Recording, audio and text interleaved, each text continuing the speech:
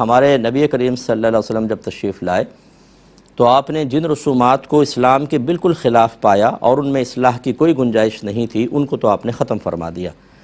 اور جو رسومات لوگوں کے درمیان رائج تھیں اور ان میں اصلاح ہو سکتی تھی تو رحمت کونین کا طریقہ یہ نہیں رہا کہ آپ نے ساری رسومات کو ختم کر کے کہا ہو اب یہ ہم نئی رسومات کا آپ کو تعارف پیش کر رہے ہیں، اس کو آپ اختیار کریں، بلکہ بخاری کی روایت موجود ہے کہ انصار میں کسی کے ہاں شادی ہوئی تو نبی کریم صلی اللہ علیہ وسلم نے ارشاد فرمایا کہ ان کے ساتھ آلات لہو ان کے ساتھ کر دو، کیونکہ یہ شادی میں اس کو استعمال کرتے ہیں، یعنی دف کو بجاتے تھے وہ، تو سرکار نے اجازت مرحمت فرمائی۔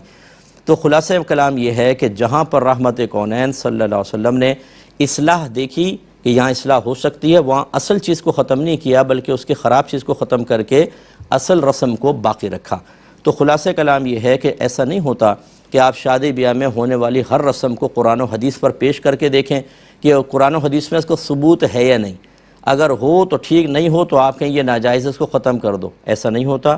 قرآن و حدیث میں ثبوت نہ ہونا ایک الگ چیز ہے، اور اللہ تعالیٰ اور اس کے رسول نے کسی چیز سے منع کرنا، منع کیا جانا ان کی طرف سے ایک الگ چیز ہے۔ آپ کو یہ دیکھنا ہوگا کہ جو رسومات ہو رہی ہیں ان کو منع تو نہیں کیا نبی کریم نے، اگر نہیں کیا تو بالکل آپ کر سکتے ہیں۔ جیسے یہ ہمارے ہاں بچیوں کا مطالبہ کرنا، بس اس میں یہ ہے کہ ظلم سے چونکہ شریعت نے منع کیا ہے، یہ مطالبہ ظلم کے اندر نہ آ جائے،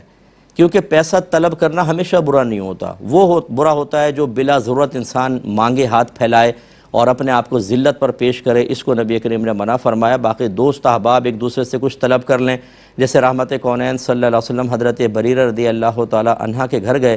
وہ کنیز تھیں، آزاد کردہ بی بی عائشہ صدیقہ رضی اللہ تعالی عنہا کی عمر رسیدہ خاتون تھی، سرکار ان کے دلجوئی کے لیے کبھی کبھی وہاں چلے جاتے تھے، تو انہوں نے گھر کا عام جو کھجور وغیرہ دیگر چیزیں رکھیں، تو رحمت کونین صلی اللہ علیہ وسلم نے فرمایا کہ ہم نے ہانڈی پر چولہے پر ہانڈی کو بولتے ہوئے سنا، اس میں کیا ہے؟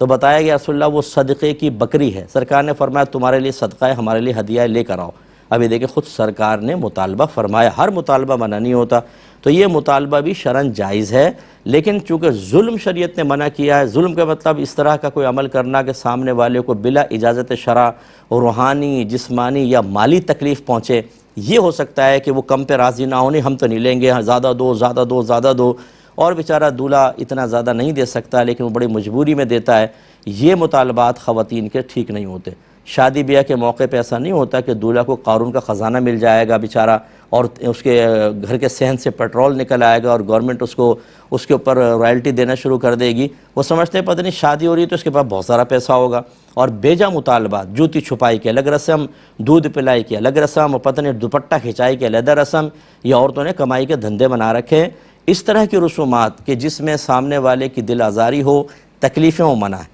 تو خلاصہ کلام یہ ہوا کہ اس کا مطالبہ اس حد تک جائز ہے کہ بس بدمزگی پیدا نہ ہو، پیار محبت میں تھوڑا بہت بھائی بہنوں کو دے دے ٹھیک ہے، لیکن یہ کہ اس کی چمڑی ادھیڑ لو اور اتنا پہلے لے لو کہ بھابھی کے لیے وہ 2-3 مہینے تو قرضہ ہی مانگ کے گھر کا گزارا کرتا رہے، یہ شرعی اعتبار سے جائز نہیں ہوگا۔